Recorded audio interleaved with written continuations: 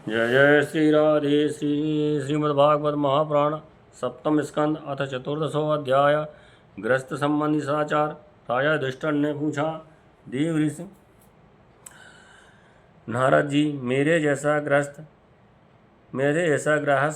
ग्रस्त बिना विशेष परिश्रम के इस पद को किस साधन से प्राप्त कर सकता है? आप कृपा करके मुझे बतलाइए। नारद जी ने कहा, युधिष्ठिर, मनुष्य गृहस्थ आश्रम में रहे और गृहस्थ धर्म के अनुसार सब काम करे, परंतु उन्हें भगवान के प्रति समर्पित कर दे और बड़े बड़े संत महात्माओं की सेवा भी करे, अवकाश के अनुसार भक्त पुरुषों में निवास करे और बार बार श्रद्धापूर्वक भगवान के अवतारों की लीला सुधा का पान करता रहे। जैसे स्वप्न टूट जाने पर मनुष्य स्वप्न की संबंधियों से आसक्त नहीं रहता, वैसे ही ज्यों ज्यों सत्संग के द्वारा बुद्धि शुद्ध हो, त्यों ही त्यों शरीर, स्त्री, पुत्र, धन आदि की आसक्ति स्वयं छोड़ता चले, क्योंकि एक न एक दिन ये छूटने वाले ही हैं। बुद्धिमान पुरुष को आवश्यकता के अनुसार ही घर और शरीर की सेवा करनी चाहिए, अधिक नहीं। भीतर से विरक्त रहे और बाहर से रागी के समान लोगों में, साधारण मनुष्यों में जैसा ही व्यवहार करें। भीतर से विरक्त रहे और बाहर से रागी के समान लोगों में, साधारण मनुष्यों जैसा ही व्यवहार करे।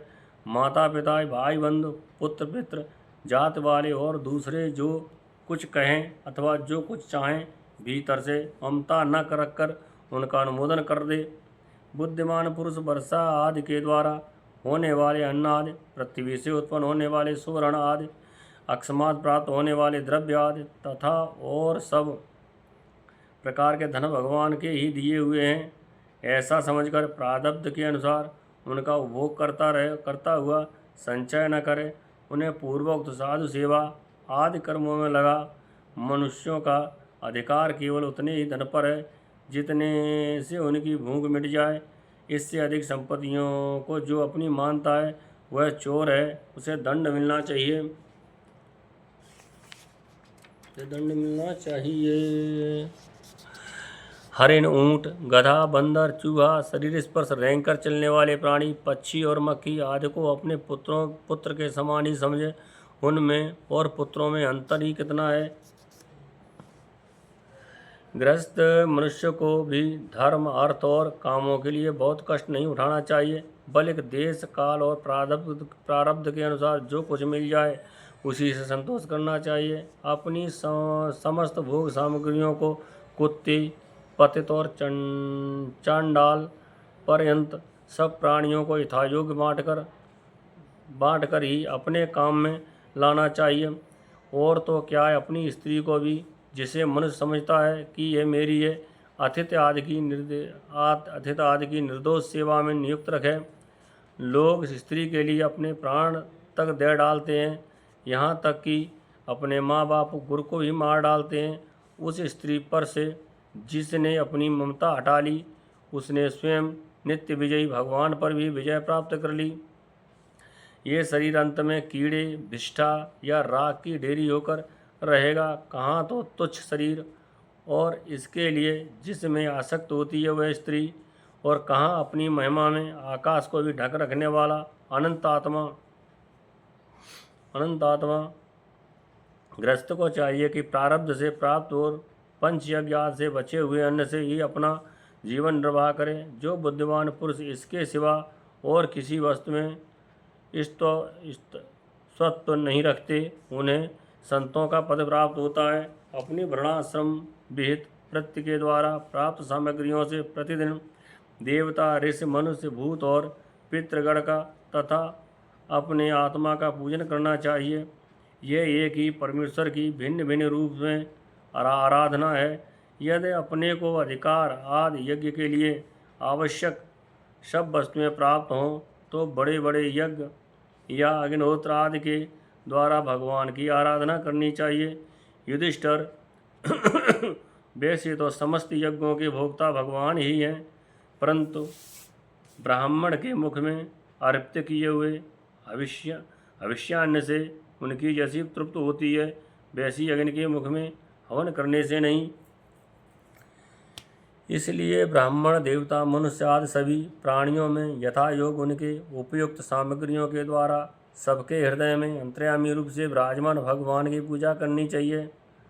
इनमें प्रधानता ब्राह्मणों की ही है। धनी ध्वज को अपने धन के अनुसार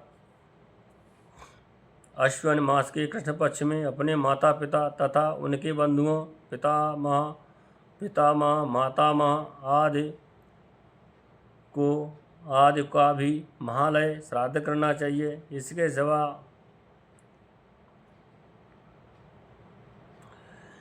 सिवा अयन, कर्क एवं मकर की संक्रांत, विषुव, तुला और मेष की संक्रांत, व्यतिपात, दिनक्षय, चंद्रग्रहण और सूर्यग्रहण के समय, द्वादशी के दिन, श्रवण, घनिष्ठा और अनुराधा नक्षत्रों में, वैशाखा शुक्ला तृतीया, अक्षय तृतीया, कार्तिक शुक्ला नवमी, अक्षय नवमी, अगहन, पौष, माघ और फाल्गुन, इन 4 महीनों की कृष्णाष्टमी, माघ शुक्ला सप्तमी, माघ की मघा नक्षत्र से युक्त पूर्णिमा और प्रत्येक महीने की वह पूर्णिमा जो अपने मास नक्षत्र चित्रा, विशाखा, ज्येष्ठा आदि से युक्त हो, चाहे चंद्रमा पूर्ण हो या पूर्ण। द्वादशी तिथि का अनुराधा, श्रवण, उत्तरा फाल्गुनी, उत्तराषाढ़ा और उत्तर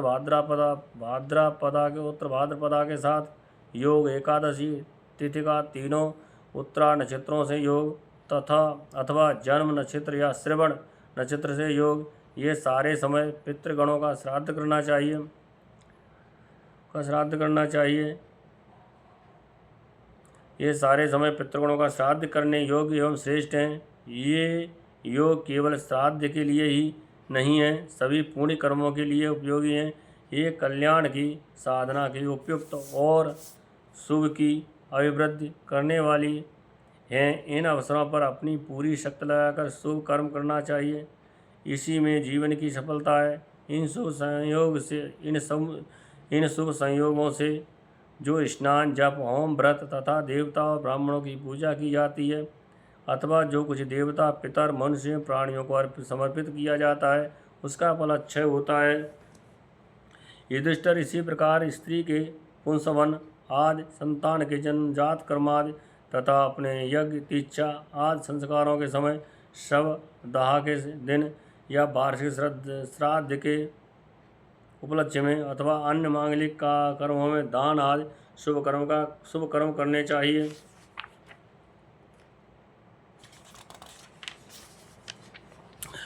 युधिष्ठिर, अब मैं उन स्थानों का वर्णन करता हूँ जो धर्म आदि श्रेय की प्राप्त कराने वाले हैं। सबसे पवित्र देश वह हैं जिसमें सतपात्र मिलते हों, जिनमें यह सारा चर और अचर जगत स्थित हो। उन भगवान की प्रतिमा जिस देश में हो, जहाँ तप, विद्या एवं दया आदि गुणों से युक्त ब्राह्मणों के परिवार निवास करते हो तथा जहाँ जहाँ भगवान की पूजा होती हो और प्राणों में प्रसिद्ध गंगा आदि नदियाँ हों, वे सभी स्थान परम कल्याणकारी हैं। पुष्कर आदि सरोवर, सिद्ध पुरुषों के द्वारा सेवित क्षेत्र, कुरुक्षेत्र, गया, प्रयाग, पुलाश्रम, सालग्राम क्षेत्र, निमिषारण्य, फाल्गुन क्षेत्र, सेतुबंध, प्रभास, द्वारका, काशी, मथुरा, पंपासर, बिंदु सरोवर, बद्रिकाश्रम, अलकनंदा, भगवान सीताराम जी के आश्रम, अयोध्या, चित्रकूट, महेंद्र और मलय आदि समस्त कुल पर्वत और जहाँ जहाँ भगवान के आर्चावतार हैं, वे सब के सब देश अत्यंत पवित्र हैं।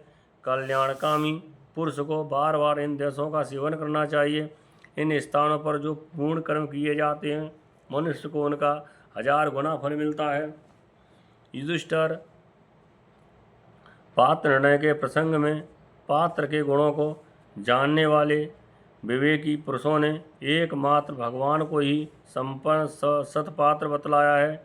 ये चराचर जगत उन्हीं का स्वरूप है। अभी तुम्हारे इस यज्ञ की बात है। देवता, ऋषि, सिद्ध और सनकादिकों के रहने पर भी अग्र पूजा के लिए भगवान श्री कृष्ण को ही पात्र समझा गया। असंख्य जीवों में भरपूर इस ब्रह्मांड रूप महावृक्ष के एकमात्र मूल भगवान श्री कृष्ण ही हैं। इसलिए उनकी पूजा से समस्त जीवों की आत्मा तृप्त हो जाती है। उन्होंने मनुष्य, पशु, पक्षी, ऋषि और देवता आदि शरीर रूप पुरों की रचना की है तथा वे ही इन पुरों में जीव रूप से शयन भी करते हैं। इसी से उनका एक नाम पुरुष भी है। युधिष्ठिर, एक रह सहते हुए भी भगवान इस मनुष्य शरीर में उनकी विभिन्नता के कारण न्यूनाधिक रूप में प्रकाशमान है। इसलिए पशु पक्षी आदि शरीरों की अपेक्षा मनुष्य ही श्रेष्ठ पात्र है, जो मनुष्यों में भी जिसमें भगवान का अंश तप योग आदि जितना ही अधिक पाया जाता है वह उतना ही श्रेष्ठ है। युधिष्ठिर, त्रेता आदि युग में जब विद्वानों ने देखा कि मनुष्य परस्पर एक दूसरे का अपमान आदि करते हैं, तब उन लोगों ने उपासना की सिद्धि के लिए भगवान की प्रतिमा की प्रतिष्ठा की। तभी से कितने ही लोग बड़ी श्रद्धा और सामग्री से प्रतिमा में ही भगवान की पूजा करते हैं, परंतु जो मनुष्यों से द्वेष करते हैं उन्हें प्रतिमा की उपासना करने पर भी सिद्ध नहीं मिल सकती। युधिष्ठिर, मनुष्यों में भी ब्राह्मण विशेष सुपात्र माना गया है, क्योंकि वह अपनी तपस्या, विद्या और संतोष आदि गुणों से भगवान के वेद रूप शरीर को धारण करता है। महाराज, हमारी और तुम्हारी तो बात ही क्या, ये जो सर्वात्मा भगवान श्री कृष्ण हैं, इनके भी इष्टदेव ब्राह्मण ही हैं, क्योंकि उनके चरणों की धूल से तीनों लोग पवित्र होते रहते हैं। इति श्रीमद्भागवते महापुराणे परमहंस संहितायां सप्तम स्कंदे सदाचार निर्णयो नाम चतुर्थोऽध्याय। जय जय श्री राधेश्याम।